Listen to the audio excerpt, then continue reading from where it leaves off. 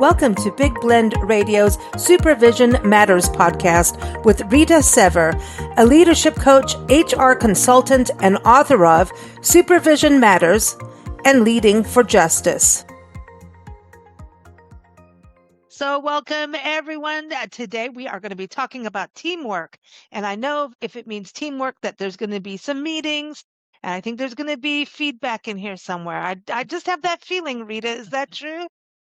Yes, you know me well, Lisa. Back. No, when you send me notes, you're like, I think these will sound familiar to you, but this is important because let's talk about what a team is and the importance of it first. Because I know in some companies, not all companies have teams, right? Right. And frankly, it's not always necessary to have a team, depending what the work is. Okay. If you have a group of independent consultants who share space, they're not a team. They don't have to be a team.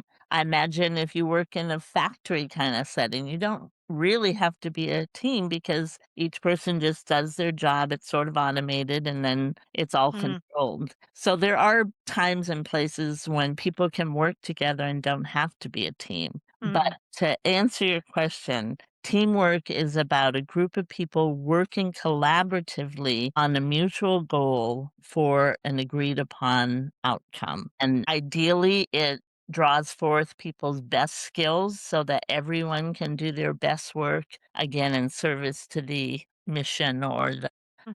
purpose of the organization. Okay, so there's the organization, and right now, I think with so much happening in the world, there's a lot of nonprofits that are just having to keep remobilizing over and over. I think if it's a team, does it help the energy stay forward and motivated? Sure.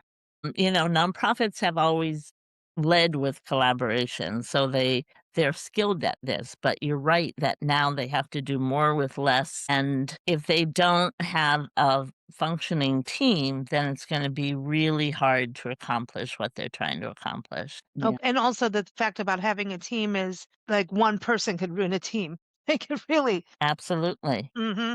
Somebody with, negative energy or cynicism or somebody who's Yeah. over their heads. It doesn't have to be bad intentions. It could just be, they are not quite sure what they're doing and nobody has time to help. And so Mm-hmm. things just start backing up and it becomes a problem. Okay. Okay. So everyone teams, and so it makes a difference to have a team, but then the team actually has to work, right? So it's really in the leadership, right, to get everyone together. It's a mutual benefit and a mutual process because a leader can't make a team. They can lead a team, Okay. can help a team support individuals to become a team. But again, if people are resistant to that or you have a lone ranger on the team, then it's not going to gel. So you have to have both the leader and the in staff or employees ready to see the value of Mm. teamwork to make it happen. So for those listening right now that are going, ooh, everybody's kind of discombobulated in the workflow. Okay, whether it's a nonprofit or a company, and we need people to come together more. You may have to say goodbye to some employees at this time, right? If if they're not really if because they might be the ones dividing up what Get on used to be a board. team. Yeah, Yeah. of course, you're not gonna preemptively get rid of them, but you may lay out the process, and they may self-select out and say, "No, that's not how I wanna do the work. If I'm not gonna get my own bonus, then no, I'm not Mm, staying." okay. Or you may have to say, "You're not stepping up to this requirement of working collaboratively," which is a requirement. Okay. So if it's new for a place, then the leader has to go, "Hey, y'all, we're having a meeting, Right. and this is new That's protocol." where we're And going, yeah. okay, so then at that point, everyone comes together, so we're back to a meeting. And is that something to have all the time? Well, I think you will have team meetings pretty consistently because you wanna Hmm. even when you are a fully functioning team, you wanna stay that way. So I think there is a process to help the team gel, and then Hmm. once a team is functioning as a team, then there are lots of variations of meetings to help work out the chance to update each other Mm, to make sure you're addressing any concerns that come up. And as you said, giving and receiving feedback is part of. Also because you may be just working together as a team on a specific project that might be temporary too. Absolutely. Yeah. Yeah. So the teams could be different all the time. Absolutely, and there's various levels of teamwork. Like, in one way, the whole organization is a team Right? working for the same goals and the mission, and then there's departments, and there may be project teams, there may be Mm, temporary committees, so, yeah, people can be on a number of teams, and that mhm. can cause its own confusion sometimes. Okay. So, all right. So we need, and the confusion needs to be outlined. Like that's where, you Yep. know, there has to be a outline, right, for people. Like, There needs to be clarity. Yeah. So I think of 4 components of a team. Other consultants or other leaders may have different components of hmm the team, but I focus on connection, clarity, feedback, and agreements. okay. Those are my 4 components of teamwork. Do you want to give us a little thing per one? So connection, is Sure. that the meetings or is that just normal communication? Yes, it's all of the above. I think what I focus on is that people need to have a human connection to be able to really function as a team. So you don't have to know each other's personal life, but you need to know who people are and what their job is and how your jobs fit together. And some of this is about knowing how people do their best work. So when I work with teams, I usually do like a personality kind of review Mm, because over my years of work, two of the biggest disconnects I've seen in teams are between introverts and extroverts who don't understand how they each function, and people who lead with heart and people who lead with reason. And those aren't mutually exclusive, they're usually overlapped, but mhm, until they sort of recognize that other people see things differently, and that's just one example. We have all the cultural differences and gender differences, mm, but recognizing how we each show up and how we do our best work. And there is a human connection to that. mm. I like that though, because I think you can balance each other out to Absolutely. make something really good. Yeah. Okay. Yeah, when you Now, play to your yeah. strengths, the whole team's hmm gonna be stronger, and part of connection is building respect. If it Mm, doesn't have respect for each other, it's not gonna fly. no, no, that's just not nice. Now, the clarity part, is that being clear on what your role is or That's a big part of it, yeah, sometimes people don't even know what their coworker's job is, so having a clear understanding both of what each person's job is and how you impact each other, that's a big Mhm. part of clarity, and then there's the clarity about policies and procedures, which sound boring, but they help keep things flowing, Mm, timelines, what success looks like, all those kinds of things, what do I do if I have a problem with someone? What if I have a conflict? What are our values? Do we have mm, values? Do they matter to this project? yeah. All of that comes into play in terms of clarity. So if it's a project, you need to have a system of operation too, or the whole business or organization, Oh, and yeah, everyone needs to know this is where I fit in, right. and also maybe where you can overlap and help on with other teammates. Yeah, ideally, that would be part of it. Yeah, Mhm, so the meetings are part of that clarity, coming together to make sure you all understand what's happening and how to mm. move things forward. But again, also where you can have conversations to get on the same page. You know what's interesting in the whole communication part of it too, going back on that, is how the term team has become part of the language of communication with someone's like, well, I'll take this back to the team. You hear that more and more, just even in negotiations on it seems you can tell what kind of an organization it is by who you're talking to if you're on the outside of the organization. Maybe That's going to true. work with them or something. They go, I have to go back to my team, Yeah, and I thought, big go, time. oh, well, they've developed a Right. company culture of Yeah. teamwork. Yes, exactly. And that Mm, culture needs to support and be in alignment with the goals again. If you're mm, trying to build a team, then you can't have individual awards for, like, making the best sales if you're trying to build a team. Right. So that's Yeah. gonna be contraindicated. So it would have to be like two different sales teams competing against each other. Yeah. Okay. All And right. And then feedback, your favorite. yes, my favorite. If people can't have conversations with each other where they let each other know both what's working and what's not working, then it's going to take a while, but the road will slow down. It won't be as Mhm, smooth, it won't be as clear because people will hold things back mhm, and resentments will start building and they'll maybe start working around each other. So there needs to be both policies and practices about how we resolve issues mhm, when they come up, but support for it too. So again, the leadership mhm, doesn't just say, go talk to them and work it out. They help mhm, people figure it out. They train people how to do that. So without having a way to give and receive feedback, it's not going to happen or it's going to be messy. mhm. And it's so important to be part of being able to receive feedback on something. Like if you weren't doing as great on something, and deep down you know it, if you don't have any way to have the communication again, right, and that connection, and then having feedback and being open, or you want it's like it can go emotional. Let's put it that way, where you don't want it to go. Because Right. some people beat themselves up over something that was so tiny Mhm. versus, you know what I mean? So that communication part is, yeah, it's good And stuff. it's Now, go, from the supervisor or leader to the staff, but also from the staff to the leaders and the staff to each other. Feedback mhm. needs to be every which way within a team. Yeah, and that helps. Like if you have a strong team and you really are battling with something, and you can go to another person and Absolutely. and without feeling like they're going to steal your job or rain on your parade or be cruel, you know what I Right, mean, but can actually help you get through something and problem solve. you right. know I think feedback and problem solving are like hand in hand.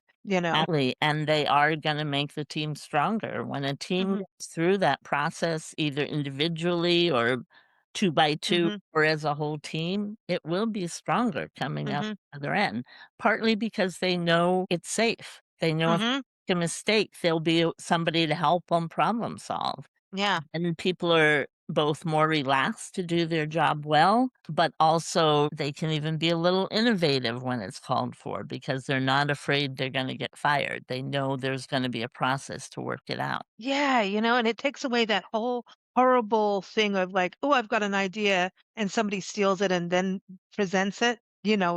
We've talked about those kinds of situations. But if you have a Or good just shut team, them yeah, down before they even have a chance. No, we don't need a new way to do it. oh, we've done Been that there, before. It done doesn't that. work. Yeah, exactly. Been there, done that. That didn't work. Well, did you?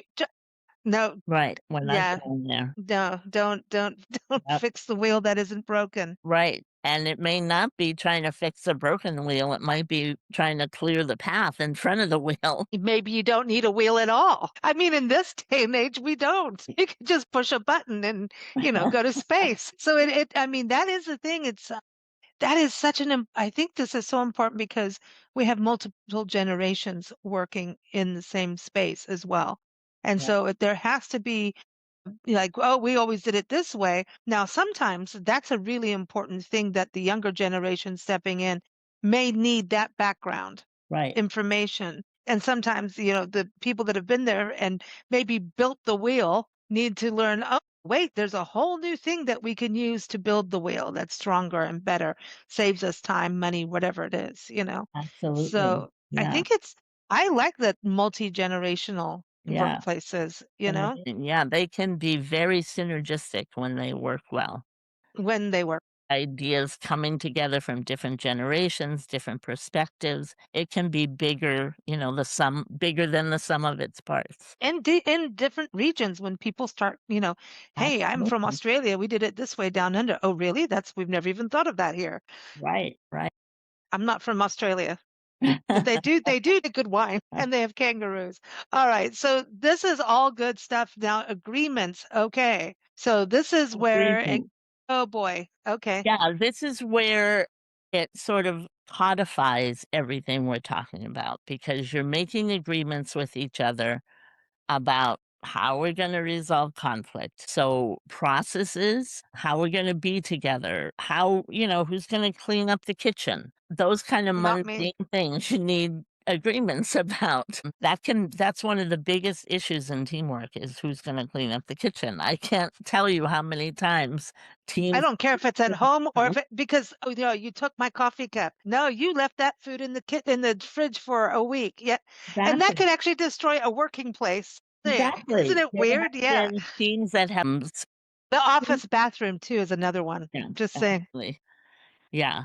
So Okay. agreements about those mundane things, but then about the bigger things too, like, are we all on the same page about what our deadlines are, what our project outcomes need to be, how we're going to communicate all this to other people who aren't on a team, what's the process, what each other's roles are again. All of that needs to Mhm. be not only clear, but communicated. And one of the ways you ensure communication is having clear agreements. So, what I mean by that is where both sides acknowledge who's going to do what and when they're going to do it. And you Mm. count on each other to follow through and do what said you're going to do.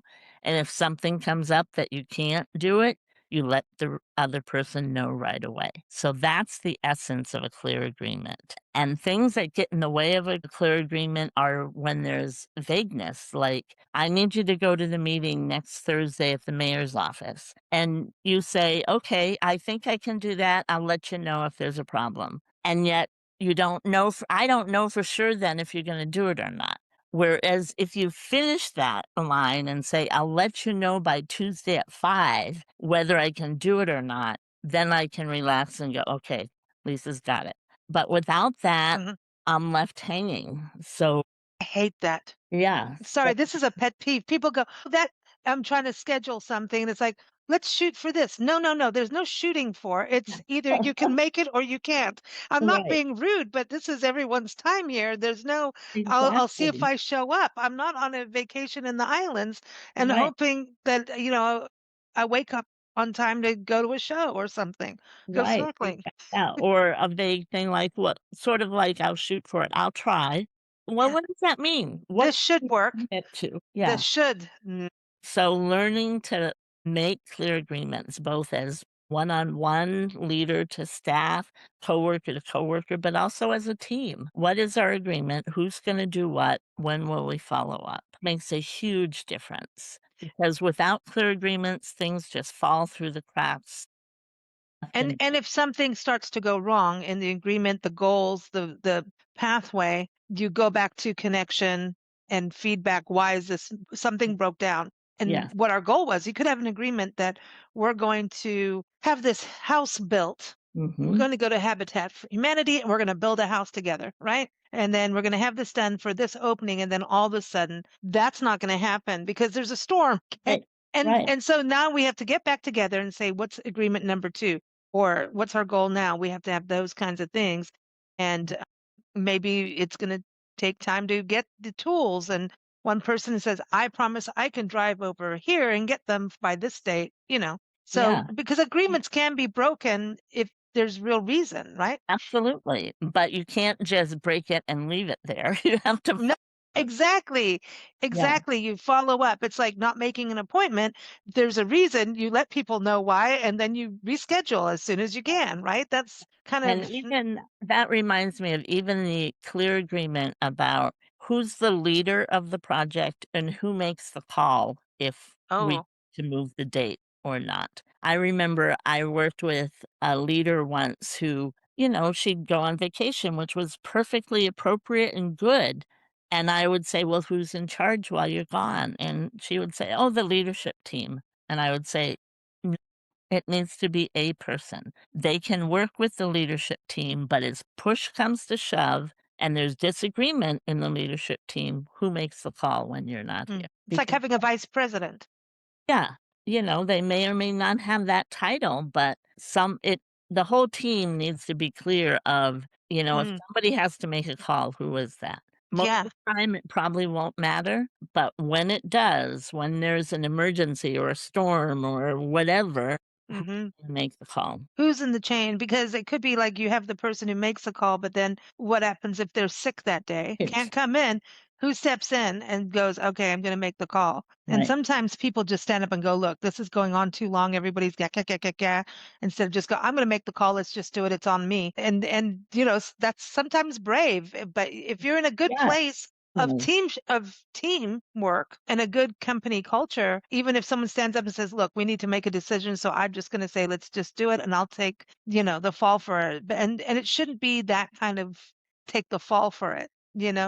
No, and ideally, there will be an agreement about, like you said, that chain of command ahead of time, Mm, because I can see times when that would be a real asset to have somebody be brave and stand up and say, hmm "I'm gonna make the call."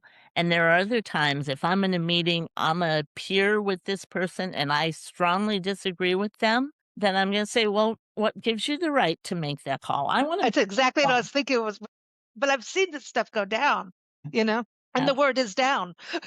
Right, right. Wow. Wow. So getting it's not, it sounds like a lot, actually.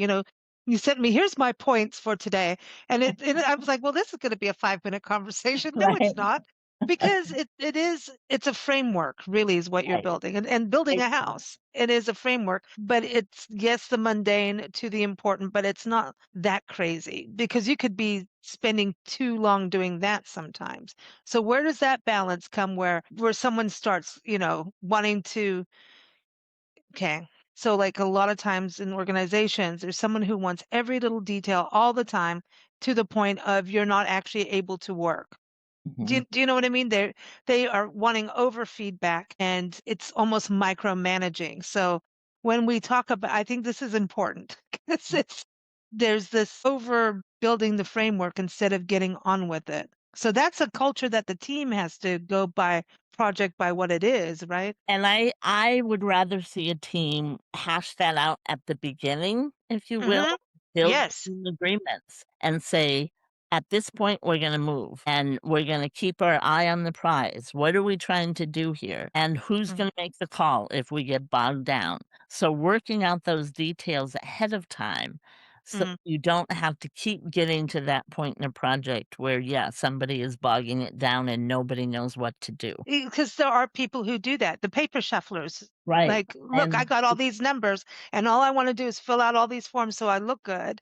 And right, there's a serious, huge amount of them in corporations. right, and, I they're driven by their own job and their own need, and also the CYA culture where I don't wanna take the fall. I wanna make sure I'm doing what I need to do so that I don't take the fall if this goes south. So see there are then, a yeah. lot of moving pieces in teamwork, like you said, Mm, my framework is easy to say, but not easy to do, and it's yeah, gonna be quick. yeah. It's worthwhile though. I mean, it's really building a plan, and everybody has the blueprint. And Absolutely, and it's never done. It's always a work in progress because things change, people change, oh, I love that you said leadership that. cha you know, it Yeah. it's always in motion. And if you don't have the blueprint, you have nothing, man. It's a big ocean. Yeah, yeah, Start paddling and which way you're gonna go? yep, absolutely, and again, Ooh, maybe a few specific jobs where that works, where each person can paddle their own boat, but not many. Most work today needs teams. it's really true. That's why Microsoft has Teams. Yep. I'm sorry, I'm being silly. But no, but I love this. Now, the two processes to help a team gel. I like this. Yes. So again, when you're starting the process, I think it's really important that the team talk about how we're going to be together. So once you've laid out the components of why we're doing this, what it's going to look like, having the team actually talk about this together.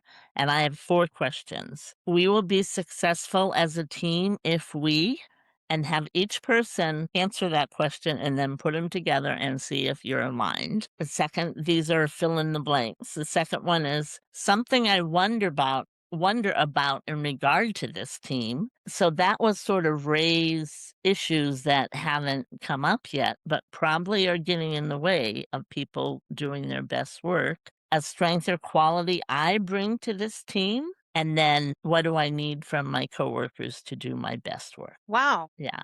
So that can really help the team, again, do all the 4 things: connect, have clarity, understand some about feedback, at least a Hmm. bit, and then agreements about, And connect. I understand what they're doing. Hmm. Mainly it's the connection, though. Hmm. And Okay. the other part is there are teams where people have been working together for a long time, sometimes years, and they don't really know what each other does. They may know each other's job title, but they don't really know what their day to day work is like. So, this is a long term project where I think if you can take 5 minutes of every staff meeting to highlight a staff person, it can help do an amazing job of connecting people and helping them understand each other. So again, this one is take 5 minutes and talk about what's the overall focus of your job? What are the top 3 priorities of your job? How does your job support the mission?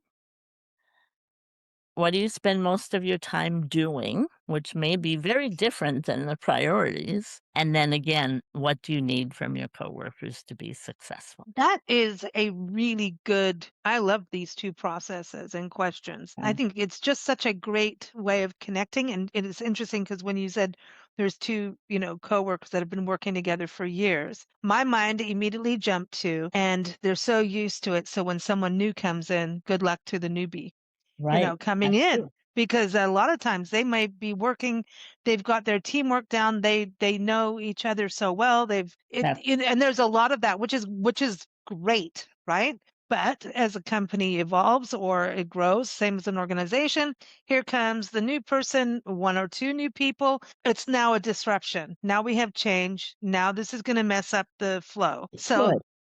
I Hopefully, well, that's what I'm saying in their minds. It's right. like, "Oh, no, we have to do." And meantime, they may really like the other people. Right. Who knows? We don't But know again, until if you do there's it. not a process to bring them into the team, then you're gonna have those strata Mm, of new and old staff mm, that okay. don't understand each other and don't talk to each other. I like this. And it's such a good thing, even if it's a small company or organization, even with 5 people. This Right, is all very, in fact, it's more effective. It's really effective for that because sometimes everybody's just doing everything.